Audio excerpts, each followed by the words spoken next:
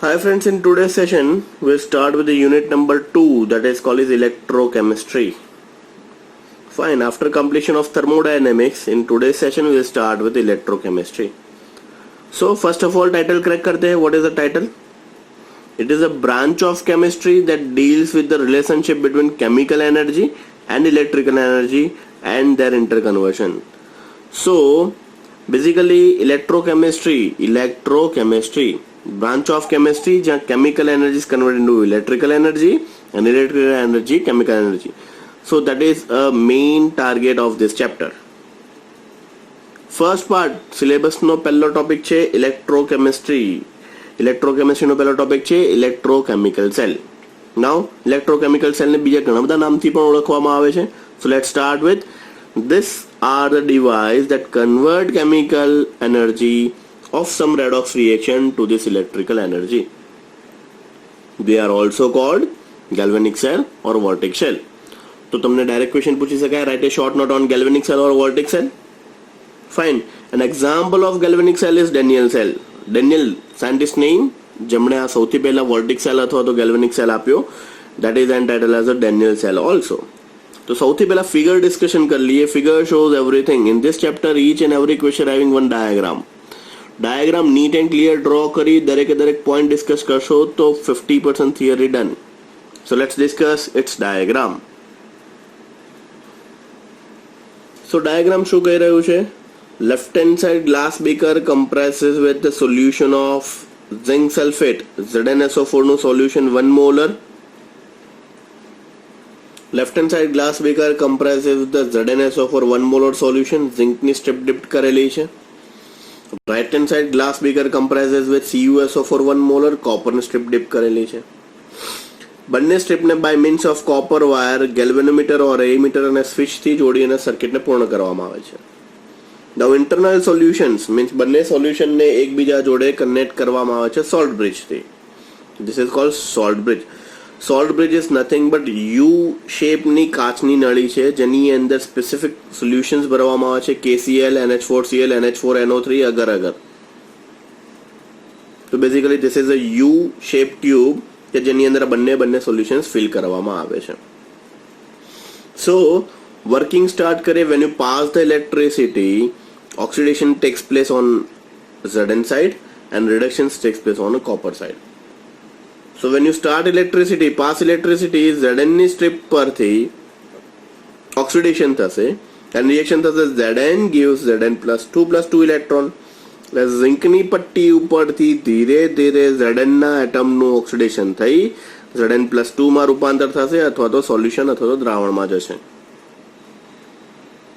Opposite ડિરેક્શનમાં આ જે બે ઇલેક્ટ્રોન જે છે બાય મીન્સ ઓફ વાયર એમીટરમાં ડિફ્લેક્ટ થઈ અને સ્ટ્રીપ પરથી થઈને સોલ્યુશનમાં આવશે. કોપરના સોલ્યુશન બે ઇલેક્ટ્રોન લઈ means Cu+2 electron give Cu solid. કોપરના દ્રાવણમાં રહેલા કોપર+2 ના આયનો બે ઇલેક્ટ્રોન લઈને કન્વર્ટ થશે Cu સોલિડમાં. તો ધીરે ધીરે કોપરની પટ્ટી ઉપર કોપર સોલિડ જમા થતું જશે. સો here in case Zn gives Zn+2 electron. This 2 electron by means of this wire goes to the solution. Solution acquire 2 electron and Cu+2 electron gives Cu solid. જો આ પ્રક્રિયા 3 થી 4 કલાક કન્ટિન્યુઅસ ચલાવવામાં આવે તો Zn ની પટ્ટી પર ઓક્સિડેશન થવાને કારણે ધીરે ધીરે Zn ની પટ્ટી અથવા તો Zn strip decreases in weight just like this. And right hand side કોપરની પટ્ટી પર રિડક્શન થવાને કારણે કોપર ડિપોઝિટ થવાનું સ્ટાર્ટ થઈ જાય છે. તો કોપરની પટ્ટી ઉપર આ રીતના કોપર જમા થતું જશે. So left hand side Zn ની સ્ટ્રીપનું વેઇટ ઓછું થતું જશે, રાઇટ હેન્ડ સાઇડ કોપરની સ્ટ્રીપનું વેઇટ વધતું જશે. Due to this imbalancing weight one physical force is develop. That physical force is nothing but EMF, electromotive force. બંને પટ્ટીના વજનના ડિફરન્સના કારણે one physical force is develop. એક બેઝિક ફોર્સ ઊભો થશે. ફોર્સનું નામ છે EMF, ઇલેક્ટ્રોમોટિવ ફોર્સ. તો what is the role of salt bridge? Sir અહીંયા સોલ્ટ બ્રિજનું કામ શું છે? સોલ્ટ બ્રિજનું કામ છે when the Zn strip oxidizes and converted into Zn+2, at that time the concentration of Zn+2 is increases. Means strip ઉપર continuously oxidation થશે તો Zn માંથી એટમ્સ એમાં કન્વર્ટ થતા જશે Zn+2 માં. Zn gives Zn+2, Zn gives Zn+2. So left hand side beaker is rich for Zn+2 concentration. And right hand side beaker, Cu+2 acquire 2 electron and converted into Cu solid. So in a solution of CuSO4, the concentration of SO4-2 is increases. And due to this, left hand side Zn+2 concentration rises, right hand side SO4-2 concentration rises. Due to this imbalance in force, ડાબી બાજુ Zn+2 નું સાંદ્રતા વધી જાય, જમણી બાજુ SO4- ની સાંદ્રતા વધી જાય તો શું થાય? કોષ બંધ થઈ જશે, સેલનું રિએક્શન બંધ થઈ જશે. એ ના થાય એના માટે સોલ્ટ બ્રિજ મૂકેલો છે. તો if V place a KCl ને જો સોલ્ટ બ્રિજ તરીકે રાખ્યો હોય તો જેવું Zn+2 નું કોન્સન્ટ્રેશન વધશે, સોલ્ટ બ્રિજમાંથી Cl સોલ્યુશનમાં જશે અને Zn ને ન્યુટ્રલાઇઝ કરશે. લાઇકવાઇઝ રાઇટ સાઇડ ઉપર જેવું SO4 નું કોન્સન્ટ્રેશન વધશે, K મોલેક્યુલ સોલ્યુશનની અંદર જશે અને SO4 જોડે ન્યુટ્રલાઇઝ થશે અને K2SO4 બનાવી દેશે. And both are inert, settle down on bottom of beaker. તો રિએક્શનમાં કોઈ જ પ્રકારનું ઇફેક્ટ ઓર ઇન્ટરફિયરન્સ અથવા તો હિન્ડ્રન્સ નહીં આવે. So this is the role of salt bridge. So this is a quick recap of this diagram. ફરી એકવાર ફટાફટ ડાયાગ્રામ બોલી લઉં છું, પછી આપણે ડિસ્કશન સ્ટાર્ટ કરીએ. Left hand side beaker having a ZnSO4 solution 1 molar, ઝિંકની પટ્ટી એનામાં ડુબાડેલી છે. Right hand side CuSO4 concentration is 1 molar, કોપરની પટ્ટી એમાં ડુબાડેલી છે.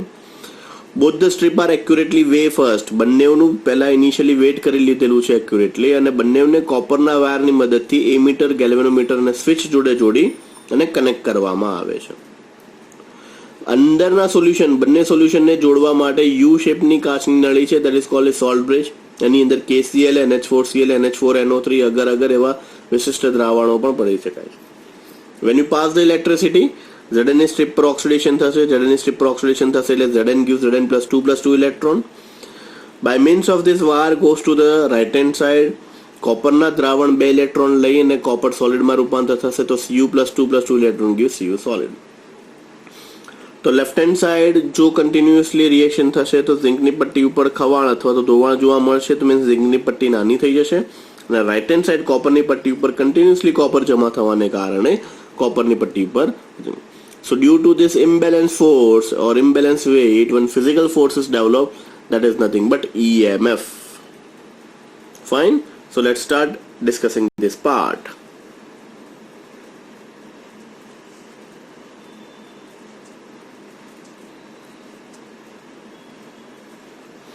An example of galvanic cell is Daniell cell. It is constructed by dipping a Zn rod in ZnSO4 solution and copper rod in copper solution. The two solutions are connected externally by means of metallic wire through a voltmeter and a switch. Internal solutions by the salt bridge. અંદરના સોલ્યુશનને કોની જોડે જોડવામાં આવે છે? Salt બ્રિજથી. Salt bridge શું છે, એનું કાર્ય શું છે એ સમજીએ. A salt bridge is a U-tube containing inert electrolyte like KCl, NaNO3, KNO3 or jelly-like. Jelly-like એટલે અગર જેવી જેલીનું પણ રૂપાંતર કરી શકાય છે. The function of salt bridgeનું કાર્ય શું છે? To complete the electrical circuit, inner solution ને જોડવાનું કામ કરે છે. Second, to maintain electrical neutrality principle, means બંનેની અંદર ઇલેક્ટ્રોન ન્યુટ્રાલિટી પ્રિન્સિપલ એટલે આયનોની સાંદ્રતા વધી ના જાય એનું ધ્યાન રાખવાનું કામ પણ સોલ્ટ બ્રિજ કરે છે. ત્યારબાદ એનોડ અને કેથોડના 2 રિએક્શન્સ તમને બતાવેલી છે અને નેટ રિએક્શન્સ લખવા કમ્પલસરી છે. Zn gives Zn+2 electron oxidation, Cu+2 electron gives Cu solid reduction. 2 electron cancel કરી નાખો, ફાઇનલ નેટ રિએક્શન બનશે Zn solid plus Cu+2 gives Zn+2 plus Cu solid. So this is all about your net reaction. ત્યારબાદ પોટેન્શિયલની વાત કરીએ. બંને સેલના potential કઈ રીતના હોય છે તો બંનેના પોટેન્શિયલનું ડિસ્કશન કરીએ. When a metal rod dipped in its own solution, there is a tendency of metal ion from a solution to deposit on a metal electrode. At the same time, metal atom of this electrode have tendency to go to the solution as ion. કહેવાનું intention, એક બાજુ આયનમાંથી ion 2 electron લઈ અને આયનમાંથી strip પર જમા થાય છે, જ્યારે બીજી બાજુ સ્ટ્રીપ પરથી આયનો ધીરે ધીરે સોલ્યુશનમાં જાય છે. બેઝિકલી આ શું છે, એક tendency of losing and gaining electron. Zn બે ઇલેક્ટ્રોન રિલીઝ કરે છે અને એ જ બે ઇલેક્ટ્રોન બીજી બાજુ Cu+2 ના આયનો ગેઇન કરે છે. By losing and gaining two electron when it is connected with its own solution is called electrode potential. So basically ZnSO4 ના સોલ્યુશનમાં જોડાયેલું હોવાથી એનું પોતાનું પોટેન્શિયલ મળશે અને રાઈટ હેન્ડ સાઈડ Cu+2 એટલે CuSO4 Cu સ્ટ્રીપ જોડે જોડાયેલું હોવાથી એનું પણ પોટેન્શિયલ મળશે. બંને પોટેન્શિયલ જનરલી રિડક્શન પોટેન્શિયલ હોવા જોઈએ. તમે લોઅર સ્ટાન્ડર્ડ્સમાં એટલે if I am not wrong FI અથવા તો 12મા ધોરણમાં આ બધું ભણીને આવ્યા છો. According to the IUPAC convention standard reduction potential take as a electrode potential, એટલે બેઝિકલી જેના બંનેના રિડક્શન પોટેન્શિયલ હોય એ તમારે લેવાના છે. હવે ફ્લો ઓફ ઇલેક્ટ્રોન કેવી રીતના થાય છે એનું ડિસ્કશન કરીએ અને છેલ્લે ડિસ્કશન કરીએ કેવી રીતના કોષનું કોષ નિરૂપણ લખાશે અને E0 સેલ કેવી રીતના ડિફાઇન થશે. Most important 1 marker question. In a cell, electron flows from a negative electrode to the positive electrode and current flows inversely. Current ઊંધી ડિરેક્શનમાં જશે તો જ ઓક્સિડેશન અને રિડક્શનની પ્રક્રિયાઓ ઇક્વિલિબ્રિયમ કન્ડિશનમાં સંતુલિત અવસ્થામાં રહેશે. કોષનું કોષ નિરૂપણ અને કોષ પોટેન્શિયલ કેવી રીતના શોધી શકાય? તો E cell is equal to E right hand side minus E left hand side. The cell potential, what is cell potential? Is the difference between the electrode potential means reduction potential, યાદ રાખજો, of cathode and anode. Cathode and anode na potential no difference is known as cell potential. The cell potential, that is electromotive force, EMF of the cell, is the potential difference between two electrodes when there is no current flow through the circuit.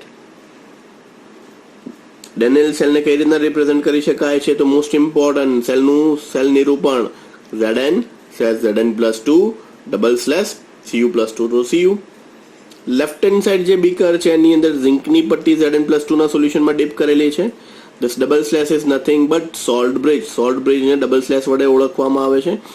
Cu+2/Cu right hand side કોપરની પટ્ટીને Copper+2 ના દ્રાવણમાં deep કરવામાં આવેલી છે. કોષનું કોષ potential કેવી રીતના find out કરી શકાય? તો E cell is equal to E right hand side minus E left hand side અથવા તો E0 cell cathode minus anode. So let's start and measure E cell. So E0 cell Cu+2 to Cu minus E0 cell Zn+2 Zn. Basically E cathode minus anode. Cathode પર શું હતું? Copper. Anode પર શું હતું? Zn. So that is 0.34 minus of minus 0.76. So E0 cell is equal to 1.10 volt. Zn says Zn+2 salt bridge Cu+2 to Cu. Left hand side ને this is just for your knowledge, લખવાની ક્યાંય જરૂર નથી, પણ તમને sir આના સિવાય બીજું કોઈ કોષનું કોષ નિરૂપણ હોય તો કેવી રીતના ખબર પડે કોણ ઓક્સિડેશન થશે અને રિડક્શન થશે? તો always remember LOAN salt bridge RRCP. L means left hand side, always oxidation. A means anodic reaction, it associated with negative terminal. RRCP means right hand side, always reduction, cathodic reaction and associated with positive terminal. So salt bridge ની left side ઉપર જે પણ હોય ત્યાં either oxidation or anodic reaction કહેવાય. Right hand side ઉપર જે પણ એટમ હોય અથવા તો જે પણ મેટલ હોય એનું ઓલવેઝ રિડક્શન અથવા તો કેથોડિક પ્રક્રિયા થતું હોય. સો ઇન શોર્ટ ડેનિયલ સેલનું સેલ રિપ્રેઝન્ટેશન તમારું થઈ ગયું આ, અને કોષનું કોષ પોટેન્શિયલ થઈ ગયું 1.10 volt. So this is all about your first theory, introduction to this chapter, Daniell cell, galvanic cell. Next session માં start કરીશું what actually means by Western cell and Poggendorff compensation method. Thank you.